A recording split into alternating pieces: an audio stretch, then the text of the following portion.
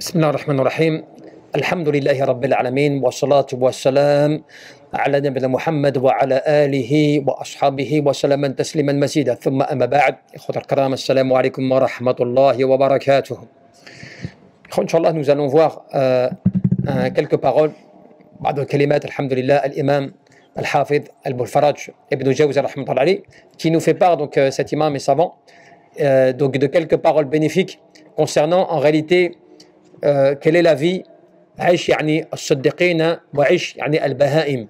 Tu as la raison, tu as la responsabilité, tu as tout cela avec toi, n'est-ce pas? Donc tu ne peux pas te comparer par rapport à leur mode de vie, mais cela peut s'assimiler à cela quand toi aussi à un moment, eh bien, yani, tu ne cherches plus rien à vouloir faire pour te rapprocher d'Allah subhanahu wa ta'ala, au point que tu manges, tu bois, tu dors, tu t'accouples et tu ne fais plus rien.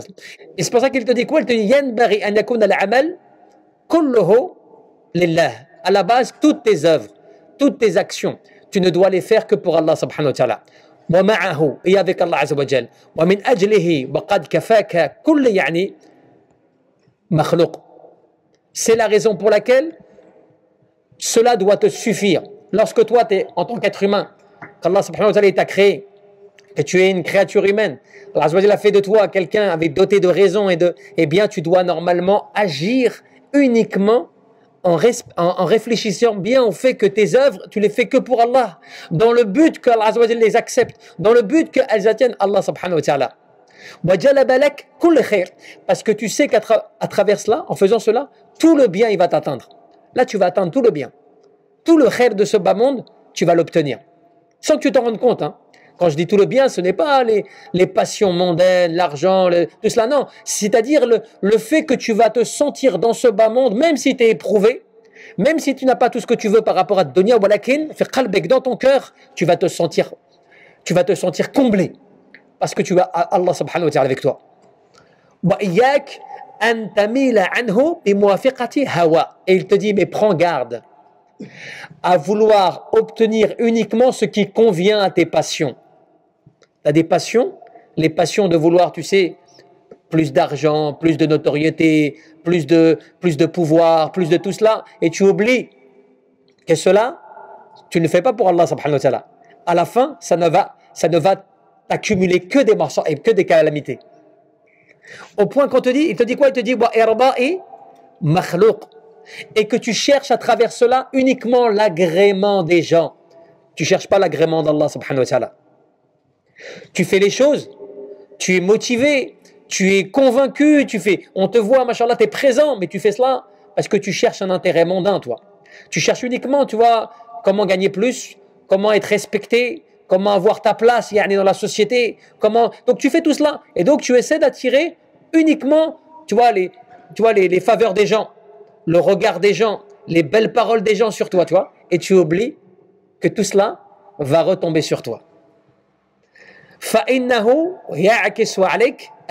Cette situation-là, elle va s'opposer à toi un jour. Elle va aller contre tout ce que tu es. Et tu ne vas même pas te rendre compte. C'est pour ça qu'il y a beaucoup de gens, des fois, ils ne comprennent pas. Oui, je ne comprends pas, pourtant je fais mes prières, je jeûne, j'adore Allah Azza wa Jal, et pourtant c'est dur pour moi, c'est compliqué, c'est toujours, j'y arrive pas. Mais il faut qu'on se pose la question, est-ce que nos œuvres, tu les fais vraiment pour Allah Azza wa Jal? Tes prières, quand tu les fais, est-ce que tu les fais vraiment, sincèrement, tu veux adorer Allah Azza wa Jal, sincèrement, tu es voué à vouloir le satisfaire, que quand des fois, eh bien, tu fais quelque chose, tu sais que cela, eh bien, ce n'est pas bon vis-à-vis de Allah Azza wa Jal, eh bien, tu vas pas le faire. Ou si tu sais que cela, les gens, ils vont l'aimer, mais cela ne va pas être aimé par Allah subhanahu wa ta'ala, tu ne vas pas le faire. Non, tu fais uniquement ce qui t'intéresse, tu vois, ce qui te plaît. Il te dit quoi? Il te dit, wa yafutuk al-maqsoud, tu vas, à cause de cela, jamais atteindre tes objectifs. Dans cette dunya, tu vas transpirer, tu vas te fatiguer, même si tu fais tes prières et tout, mais tu ne vises pas le but, tu ne vises pas satisfaire Allah subhanahu wa ta'ala. Tu ne vises pas plaire à Allah azza wa jal. Tu vises pas tes œuvres, subhanahu wa ta'ala, uniquement pour Allah azza wa jal. Tu veux juste la satisfaction des gens. Tu veux que les gens ils te regardent. Tu veux que les gens ils parlent bien de toi. Tu veux que les gens ils te rapprochent vers eux. Tu veux que les gens ils te proposent toujours des services parce que tu es quelqu'un, mashallah, c'est bien d'être avec toi. Eh bien tout cela, tu vas le perdre. والدليل في حديث. Et il te cite un hadith. من أرضى الناس بسخط الله عاد حامده من الناس ذم. Regardez ce hadith. Celui qui cherche à satisfaire les gens en provoquant le courroux d'Allah va faire que les gens qui l'apprécient vont à un moment se retourner contre lui. Alors là, tu te rends compte à quel point, des fois, on ne se rend pas compte, nous, qu'on est nous-mêmes, on est responsable de la mauvaise situation dans laquelle on se retrouve. Avec les gens, parce que tu connais Abu Darda, il disait, tu vois, Inna al-abda idha amila bi ta'atillah, ahabaha Allah. Fa'adahabaha Allah, hababahu fi khalqih. Celui qui va agir pour Allah, qui va faire les choses pour Allah, eh bien Allah, il va l'aimer. Et s'il l'aime, ben les gens, ils vont l'aimer. Mais si par contre tu fais le contraire, ça va être l'axe. Tu vas voir tout le contraire. Eh bien, tu as un hadith. Celui qui cherche à satisfaire les gens en provoquant le courroux d'Allah. Qu'est-ce que cela veut dire? Par exemple, des fois, tu as un choix à faire dans ta vie. Ou tu as un truc, un engagement, ou tu as quelque chose que tu peux... Bref, il y a quelque chose qui te concerne. Lakin, tu sais que si tu fais cela, tu vas commettre quelque chose de haram. Tu sais que là, tu vas t'opposer à quelque chose de haram par rapport à ce que Allah subhanahu wa ta'ala t'a ordonné. Mais cela, tu vas le faire pour qui, toi? Parce que les gens, ils te le demandent. Ou parce que les gens, ils t'apprécient. Ou parce que tu ne peux pas dire non. Et tu n'as pas envie de dire non. Non, je ne peux pas dire non. Il m'a demandé, je ne peux pas dire non. Eh bien là, tu ne te rends pas compte que là, tu es en train de satisfaire les gens. Et le fait de satisfaire les gens, ça va t'amener que ces mêmes gens-là, à un moment, eh ben, ils vont te rabaisser. Et après, regarde ce qu'elle te dit. Elle te dit,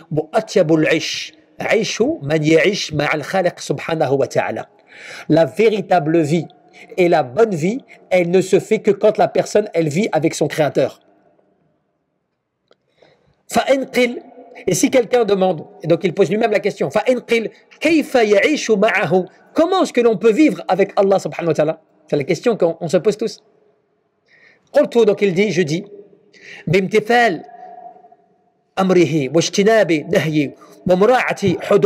c'est par le fait que tu vas mettre en application les ordres d'Allah, que tu vas t'interdire ce que Allah a interdit, et que tu ne vas pas dépasser les limites que Allah a fixées.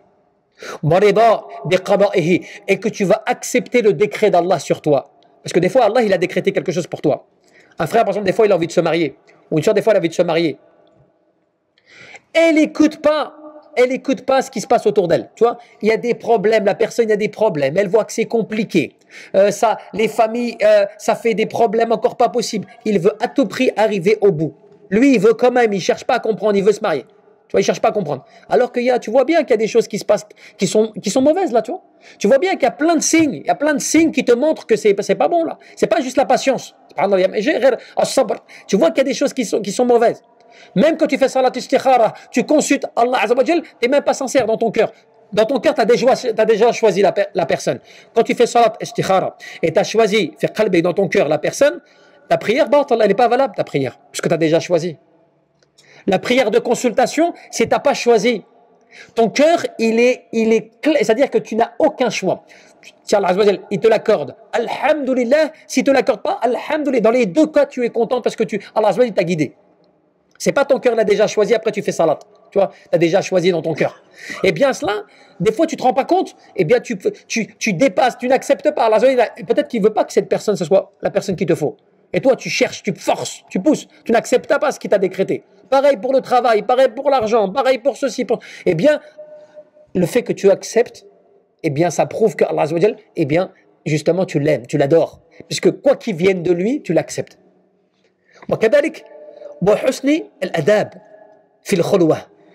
Et que aussi tu aies un bon comportement lorsque tu es en privé. Parce que des fois, on a tous un bon comportement en public.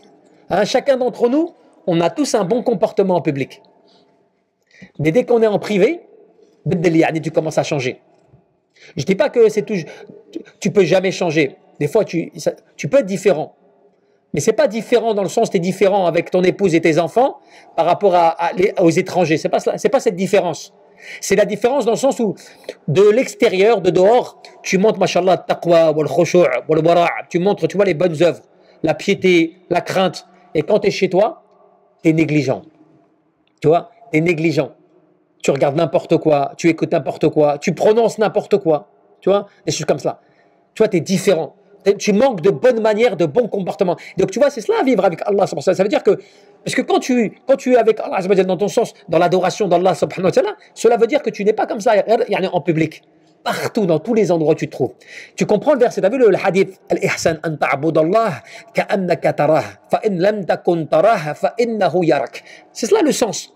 Que tu adores Allah comme si tu le voyais. Car certes, si tu ne le vois pas, lui, il te voit. Tu vois? Aussi, qu'est-ce qu'il dit? Il dit le fait de multiplier le rappel d'Allah. Tu vois? Que tu acceptes ce que Allah t'a privé. Allah, il t'a privé des fois de certaines choses. Il y a des choses que tu n'as pas atteint. Et ben tu l'acceptes. Tu es content de cela.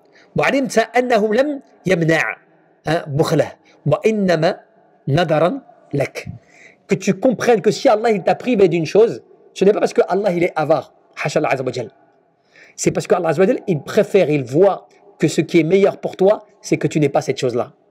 Si tu es vraiment muttaqi, si tu es pieux, toi tu crois en Allah, tu veux faire le bien, Allah il te prive des fois des choses pour te protéger. Par exemple, il y a quelqu'un, il voudrait bien avoir beaucoup d'argent. Tu vois, il aimerait bien avoir beaucoup d'argent. Mais il ne se rend pas compte que le fait qu'il ait beaucoup d'argent, ça va le perdre et ça va l'égarer. Ça va l'éloigner d'Allah. Donc Allah, il le prive d'avoir beaucoup d'argent. Mais lui, il ne le voit pas cela, tu vois. Il croit que, pourquoi je ne comprends pas, j'arrive pas, tu vois. Par exemple, tu travailles dans une entreprise. Imaginons, tu es responsable d'une entreprise. Tu veux avoir un contrat. Pourtant, ce contrat, il est très important, tu vois. Et tu le perds, le contrat. Tu le perds. Pourtant, tes concurrents, c'est pareil que toi. Il n'y a pas de différence entre vous. Mais toi, tu ne comprends pas, tu l'as perdu. Pourtant, la même chose. Voire même, allez, et même un peu moins cher. Ben, allez, t'es un peu moins cher. Pourquoi je ne l'ai pas eu? Pourquoi je ne comprends pas? Pourquoi, tu vois? Il y a beaucoup de pourquoi, alors que tu ne sais pas que Allah Azza wa Jal, peut-être il t'a protégé, il t'a empêché d'avoir cela parce qu'avec ce contrat, tu vas manquer tes prières, tu vas manquer ta promesse, ta parole, kalam, tu vas prononcer des engagements pour rien, tu vas être injuste avec tes employés. Bref, tu vas te comporter d'une manière injuste, de manière générale. Allah Azza wa Jal, il te préserve, subhanallah, tu vois? Ça, tu ne le vois pas. C'est pour ça que tout ce qui vient, que des fois tu n'as pas eu, il faut l'accepter parce qu'il se peut qu'en cela, il y a un khair, subhanallah, que toi, tu ne le vois pas. Il dit quoi? Il dit aussi, il ne faut pas que tu cesses, même quand tu es dans cette situation, ne cesse pas de demander à Allah, toujours d'implorer Allah. De pas, parce que je n'ai pas eu, j'arrête, ou je diminue. Pourquoi il te dit ça? Même si tu n'as pas, parce que lorsque tu demandes à Allah, lorsque tu implores Allah, eh bien, tu es en train de faire une grande adoration. Tu es en train d'adorer Allah Azza wa Jal. Même quand tu n'as pas et que tu implores Allah, eh bien, tu es en train d'adorer Allah subhanahu wa ta'ala en demandant à Allah Azza wa Jal. وكذلك, tout ce que tu vas faire, ومتى يعني دمت على ذلك ورزقك محبته وصدق التوكل عليه فصارت المحبة يعني تدلك على المقصود. Tout ce que tu vas faire en te remettant à Allah, en ayant confiance en Allah, en sachant que c'est Allah qui te donne la subsistance, en ayant confiance que ça dépend que de lui, que tu n'obtiendras rien de toi-même, tout cela, subhanallah, eh bien c'est ce qu'on doit mettre en application pour justement vivre la bonne vie. C'est une bonne vie. C'est pas difficile, tout ce qu'on vient de dire. Tu vois, alhamdoulilah, essayer d'appliquer ce que Allah nous demande, d'essayer de résister par rapport aux interdits, de respecter les limites d'Allah, d'accepter le décret d'Allah, subhanahu wa ta'ala, de demander, d'implorer Allah, tu vois, d'être comme cela, sincère, en public comme en privé. C'est des choses quand même, alhamdoulilah, qu'Allah nous a accordées, qui sont accessibles. Tu vois? Et il te dit, وأثمرت يعني لك محبته إياك فحينئذ تعيش وعيش الصادقين. Si tu arrives à faire cela, tu arrives à accepter cela, tu vas atteindre tes objectifs. Mais si par contre tu vas t'opposer, comme on l'a dit au début, tu vas t'opposer à cela, tu vas uniquement chercher ton intérêt personnel, tu vas suivre tes passions personnelles, tu vois ce qui t'intéresse toi personnellement, eh bien tu vas perdre, ça va aller contre toi. Mais si tu respectes ça, tu vas vivre la vie des véridiques, ceux qui sont sincères vis-à-vis d'Allah Azza wa Jal. Et pour terminer, qu'est-ce qu'il te dit? Il te dit ولا خير في عيشي إن لم يكن هذا فإن أكثر الناس يعني مخبط في عيشه. يعني يداري الأسباب. Il dit il y a beaucoup de gens, ils ne voient pas le bien. Et c'est vrai, beaucoup de gens, on ne voit pas le bien. On ne voit pas, tu vois, l'intérêt qu'il y a à vouloir faire les choses que pour Allah et à se contenter de ce que l'on a. Alhamdulillah, on a l'adoration d'Allah. T'imagines, tu as la foi en Allah, tu crois en Allah. Allah, il t'a choisi pour être un adorateur d'Allah Azza wa Jal. Et toi, tu crois que c'est normal. Tu vois, c'est normal, alhamdulillah. Je suis musulman, je suis musulman. Alors que tu vois bien que dans toute la planète, tous les humains de la planète, eh ben, c'est pas tout le monde, c'est pas donné à tout le monde, subhanallah. C'est une ni'ma, c'est une mu'jiza, c'est un miracle même qu'Allah t'a choisi pour être adorateur d'Allah. Pour que tu l'adores, subhanallah. Que tu sois celui qui accepte avec ton cœur la révélation d'Allah, le Coran, la sunna, tu l'acceptes, tout ça. C'est un grand bienfait d'Allah, azza wa jal, tu vois. Et il te dit, il y a des gens, ils courent après la subsistance, ils courent après la dunya, et ils oublient qu'ils vont avoir que ce que Allah azza wa jal leur a donné, que ce que Allah a prévu pour eux, tu vois. Et ils se gâchent tout le khair, tout le bien qu'ils peuvent avoir, ils le gâchent. Et après, ils disent quoi? Et cela, en plus, ils le font en faisant quoi? Ils disent, yani, bihirsi zaidi ala al-hid. En plus, ils font cela en dépassant les limites, en transgressant les limites d'Allah Azza wa Jal. Tous les jours, on le voit cela. Tu vas essayer d'atteindre, tu vas essayer d'augmenter ton salaire, ton argent, tout cela, c'est pas interdit. Mais tu vas essayer de dépasser des limites des fois pour essayer d'atteindre tes objectifs. Tu vas essayer de satisfaire ton nefs, toi, ton ego, qui veut toujours plus, qui veut avoir plus, tu sais, qui désire toujours plus. Je vais raconter une anecdote. Ibn Jawzi, toujours Ibn Jawzi, qui racontait une fois, il était dans un sermon, il disait, j'ai participé une fois à un des chirs qui participait à un des sermons, et j'écoutais ce qu'il disait. Et c'était quelqu'un de connu, ainsi de suite. Il fait, puis, à un moment, il a commencé à s'en plaindre sur ses propres péchés. Il disait, hier, je me suis lamenté, ala donobe, sur mes péchés, et ainsi de suite. Et Ibn Jawzi dit, j'ai réfléchi sur son cas. Il dit, c'était quelqu'un, il avait l'argent, il avait le pouvoir, dans le sens il avait une notoriété, il avait la connaissance, al-ilm, il avait tout pour être bien. Et il se disait, mais pourquoi alors? Pourquoi il se plaint? Pourquoi il s'est lamenté contre ses péchés alors? Il a commencé à réfléchir. Après, qu'est-ce qu'il dit? Il dit, et je me suis rendu compte, après réflexion, qu'en fin de compte, l'être humain, il est jamais satisfait de ce qu'il a. Quand il a, il veut toujours plus. Et quand il a, il veut toujours autre chose. Là, quelqu'un, il se marie. Au début, sa femme, il la désire, ou son époux, il le désire comme pas possible. Et puis après, au bout d'un certain temps, il a comme envie de... Tu vois, il aimerait bien, si au fond de lui-même il le pouvait, il aimerait bien changer, quoi. Tu vois? Je dis pas que chacun, il fait comme selon sa situation. Mais c'est pour dire que l'être humain, il a toujours cette envie de voir un, différent ailleurs. Par exemple, il a de l'argent, ça lui suffit. Mais s'il peut l'augmenter, s'il peut augmenter ses capitaux, eh ben il va le faire. Tu vois, dans le sens où il veut toujours essayer de tirer profit maximum, d'augmenter. Il ne se contente pas de ce qu'il a. Eh bien, il disait, subhanallah, on se rend compte que l'être humain, quoi que tu es dans ce bas monde, on te donne l'argent, on te donne le pouvoir, on te donne la notoriété, on te donne ceci, on te donne cela. Rares sont ceux qui vont se contenter. Al-qana'a, ils vont être bien dans leur cœur. Ils vont se dire, alhamdulillah, moi je demande plus rien, voire même j'ai envie d'arrêter un petit peu. Tu vois, l'imam Ahmed, il disait, Ahmed il disait, quand le matin je me réveille, je me réveille le matin et je n'ai rien, il dit c'est le meilleur de mes jours. Moi, quand je me réveille le matin, je n'ai rien, c'est le meilleur de mes jours. Tu sais, la responsabilité par rapport à l'argent, tu sais, au pouvoir, tu sais, à la richesse, tu vois. Et après, il te disait quoi? Il te disait, ويغترف عند يعني انكسار الأغراض والقدر يعني بجري كذلك ولا يبالي بسخطه.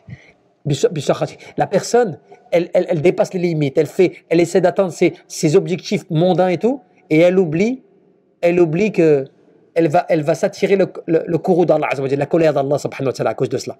Et quand tu t'attires la colère d'Allah, tu vas perdre sur tous les plans. Tu vas perdre sur tous les points. Dans ta vie personnelle, dans ta vie professionnelle, dans ton couple, dans ta famille, dans tes enfants, dans ta richesse. Tu vois, parce qu'Allah il t'a laissé à toi-même. Et il te dit quoi? Et il te dit parce qu'il a délaissé la proximité avec Allah subhanahu wa ta'ala. Et le fait d'aimer Allah seul, lui, et de vouloir que Allah et d'avoir un bon comportement vis-à-vis d'Allah. C'est quoi le bon comportement avec Allah subhanahu wa ta'ala? Eh bien, c'est le fait que tu respectes tout ce qu'on a dit. Les règles d'Allah, l'obéissance à Allah, s'éloigner des péchés, accepter l'agrément, tu vois, l'invoquer beaucoup, espérer beaucoup en lui, tout cela pour Allah, tout cela c'est le bon comportement que tu as avec Allah subhanahu wa ta'ala, tu vois. Et après il te dit, fadalika, lorsque tu délaisses tout ça, lorsque tu délaisses tous ces bienfaits, lorsque tu délaisses tout ce qu'on vient de se dire là, il dit fadalika al-ishu, al-baha'im. Même aujourd'hui, les philosophes, ils te parlent comme ça. Les philosophes, ils te parlent de vie bestiale, tu vois, comparable aux animaux. Quand ils veulent comparer des fois tu vois, certains êtres humains dans leur comportement, ils font des comparaisons comme cela.